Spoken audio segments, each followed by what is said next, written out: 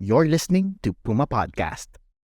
It has nearly been 9 years since an international tribunal ruled in favor of the Philippines, rejecting China's claim over the South China Sea. But despite the victory, China still refuses to acknowledge the ruling. It's now 2025 and the fight is not over. Chinese ships still harassed our coast guard. Filipino fishermen are repeatedly harassed at sea.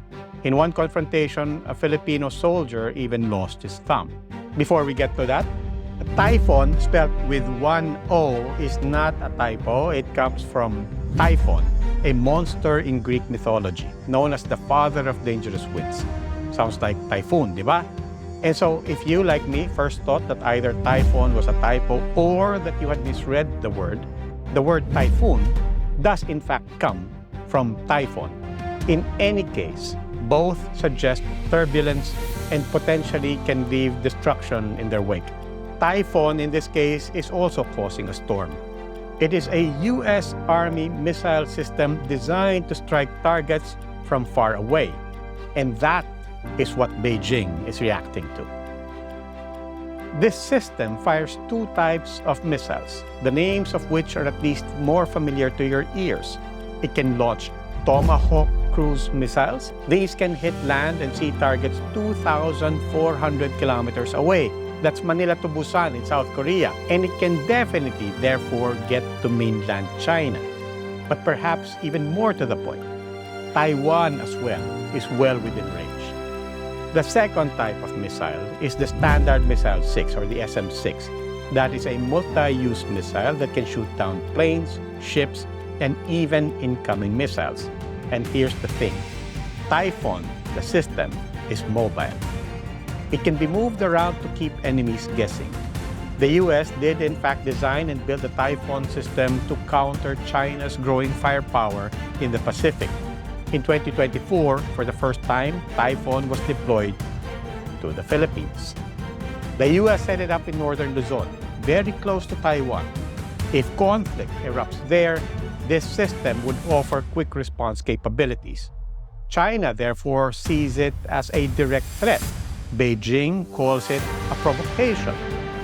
But this is just part of a bigger picture. The Philippines is doing more military drills with the US, Japan, and Australia. More countries are joining naval exercises in the region. And the Philippines is allowing US troops more access to military bases under the Enhanced Defense Cooperation Agreement, or EDCA. To China, this all adds up to one thing. The Philippines is becoming a key piece in America's military strategy in Asia. And so China wants Typhon out. President Bongbong Marcos has already said that will not happen unless China stops harassing us in the West Philippine Sea. Meanwhile, the US is moving the Typhon launchers around Luzon, testing how fast they can be repositioned if anything breaks out. Given all of that, is Typhon a game changer? Or will it further complicate an already complex problem? For the Philippines and America, it strengthens defense. For China, it's a threat. For Filipinos, it is proof that the fight for our waters is no longer just about protests. Clouds continue to gather, and what lies ahead, we will simply have to see and brace for. As with the arbitral ruling 9 years ago, this story is far from over. It may just signal a new chapter.